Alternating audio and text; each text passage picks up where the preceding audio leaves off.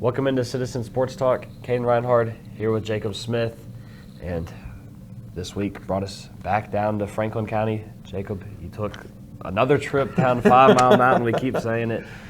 You keep dreading it almost at this point, but as of right now, no more planned trips to Franklin, I don't think. So if you want to get into that Graham game, the quarterfinals of the states. Yeah, like you mentioned, the fourth and final trip down 5 Mile Mountain.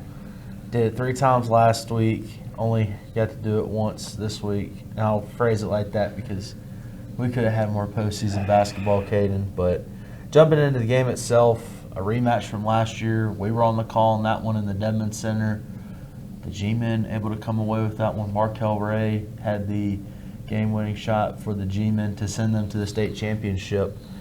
This one, not necessarily with those high of stakes, but almost just as high. The winner of this game moving on to the semifinals, a return ticket to the Final Four. The Buffaloes coming off the Region C championship Friday night, and the G-Men coming off a loss against Central Wise Saturday in the Region D championship, which gave us this quarterfinal matchup. Some things that stood out for me for the Buffaloes: Gavin Swartzel, the G-Men could not defend him inside. 24 points for Swartzel. He led the Buffaloes in scoring. Channing DeCibio had a fantastic night for the G-Men. He was their leading scorer. And just down the stretch, the G-Men went on a nice little run to end the ball game. And they came out of the game Tuesday night victorious and booked a return trip to the semifinals, which actually was Friday night.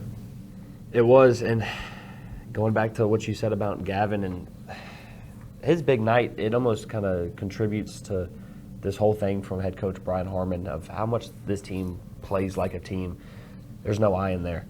They all play for each other, and that's like Swartzel knows that, last game against Nelson, he kind of had to sit out that second half because Nelson had that great interior D. Graham, not so much, so he had his time this game.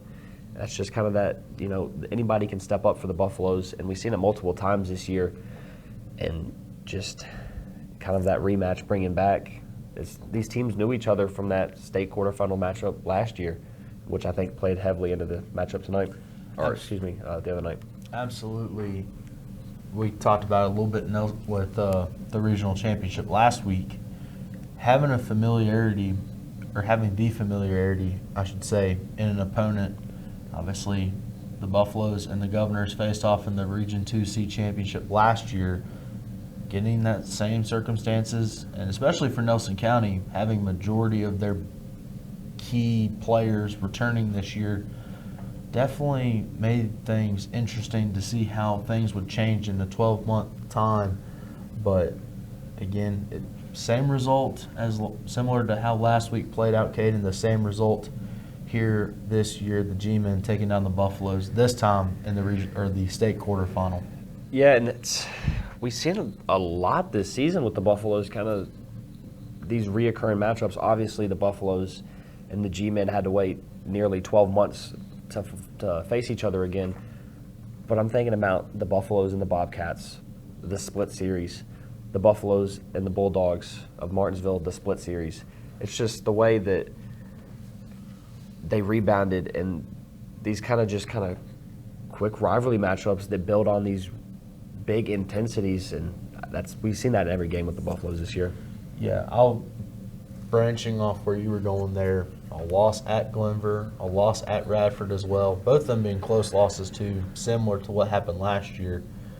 But for the most part, it kind of played out similarly to how last year ended for Floyd County. No Virginia High state quarterfinal this year, which may have been the best for all parties involved.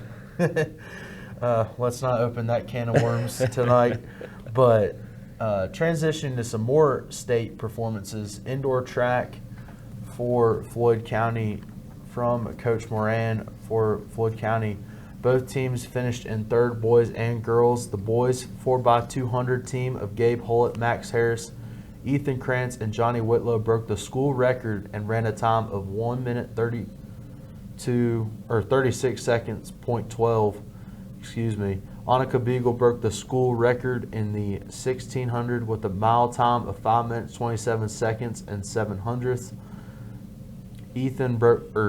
Referring back to Ethan Krantz, broke the school record in the 55 hurdles with a time of 7.9 seconds. All state finishers include Annika Beagle in the 1000 and 1600, Ethan Krantz in the 55 hurdles, Leah Altizer in the 500, Megan Aldridge in the 500, Sam Phillips in the triple jump, and the girls 4x400 team of Leah Altizer, Cadence Gray, Bella Bailey, and Megan Aldridge. The girls 4x800 team of Alice Happ, Ava Cockrum, Leah Altizer, and Annika Beagle. And the boys 4x400 team of Braden Hilton, Max Harris, Easton Webster, and Zephyr White. So a lot of big performances in the state tournament for indoor track this week for the Buffaloes. Definitely, and you got to give flowers to Coach Moran. It seems like every season we step back into Allen Cantrell Court, you turn around, there's a new state championship poster for them right beside the golf team. Just they keep racking up the banners here recently. I was going to say you're part of those golf pictures, so you would know. Yeah, they do. I do, but it seems like the cross country track, they already kicked the new placements next to the Buffalo Head. Yep, so talking about some future teams potentially en route to some state championships. Now that winter sports have ended, talk about what we should be expecting in the next 2 weeks. We'll be taking off next week. So give us what we have coming up in the next 2 weeks with the start of spring sports. Yeah, so the next 2 weeks, we'll start with the Buffaloes. Next week, it's mainly just some scrimmage action. Middle school will be playing their full-on games. Their season starts a little bit earlier. So on the 9th, Monday, baseball, middle school will be playing Pulaski at the rec park, as well as middle school softball be taking on Pulaski as well, both at 4:30 in the afternoon. And then JV and varsity baseball scrimmage, they'll be traveling down to Roanoke, taking on Patrick Henry. The following day on Tuesday, boys and girls tennis, they'll be having their scrimmage against Pulaski here at Floyd, as well as softball varsity will be having their scrimmage against Auburn. A little midweek action on Wednesday. Baseball and softball middle school gets a game in against Radford. They'll travel down up Route 8 to Radford. And then middle school boys soccer will be hosting Auburn on Wednesday. And then ending next week for the Buffaloes on Thursday will be softball varsity scrimmage. They'll be hosting Blacksburg here. So then moving on to the following week on the 16th, finally getting into game action for baseball and softball. Both of them will be traveling down to Pulaski for their matchup against the Cougars, as well as varsity boys soccer will be hosting Pulaski on the 16th. Moving ahead to the 17th, boys and girls tennis will be traveling to, boys will be traveling to Patrick Henry, and the girls will be traveling to Auburn for their matchups in tennis. Baseball, junior varsity and varsity will be traveling down, or will be hosting Bassett, while softball will be hosting Auburn here. And then busy day on Tuesday because the soccer boys varsity will be hosting Auburn for their matchup on Tuesday. And then on Wednesday the 18th, varsity softball will be hosting Christiansburg in their matchup, while the boys varsity soccer will be hosting Eastmont, a little down the hill of the softball there. Busy day in Floyd. Then rounding off the week for the Buffaloes on the 19th, Thursday, softball and baseball middle school will be hosting Radford, while the boys varsity tennis will be traveling down to Marion, and then the boys middle school soccer travels up Route 8 to Auburn. Busy 2 weeks for the Buffaloes as we're getting into the full spring sports action. As for the Cavaliers, a little bit lesser of a schedule for them. On Monday the 9th next week, MAC varsity, they're starting to wind down their season, traveling to Blacksburg for their matchup there. The following day on Tuesday, softball varsity, they'll have a scrimmage against George Wythe. And then on Wednesday, midweek action, junior varsity and varsity baseball will be traveling down to Auburn. Varsity will be traveling to Auburn while junior varsity hosts the Eagles in Carroll.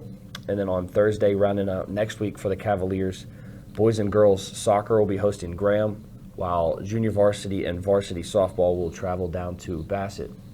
So then following week on the 16th of Monday, baseball varsity, they get their first game action in against Galax, a little close town rivalry there.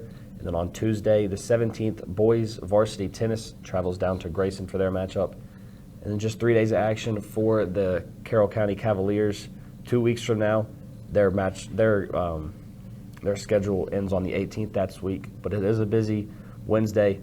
Outdoor track, their girls and boys varsity meet will be hosted at Carroll that week. They get their home meet in early this season, while softball, junior varsity, and varsity hosts Galax in Carroll.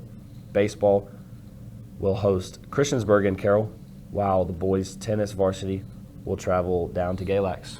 So pretty busy next 2 weeks for both the Buffaloes and the Carroll as, spring sports really kicking in. You could say the spring sports starting to heat up as hopefully the weather heats up. Yeah. I think given the last January and February weather we've gotten, we're ready for some warm weather, especially since we're going to be outside for the spring sports, not like basketball being indoors. Yeah, the pleasure of that will be gone, but hey, these past 2 days have been 70 and sunny. We'll take it here in the early March. I was going to say, next thing you know, it's going to be 40 tomorrow. But hopefully it'll be warmer when we talk to you all in 2 weeks' time. Jacob Smith, Kaden, Reinhard, thank you for watching Citizen Sports Talk. We'll see you in a couple weeks.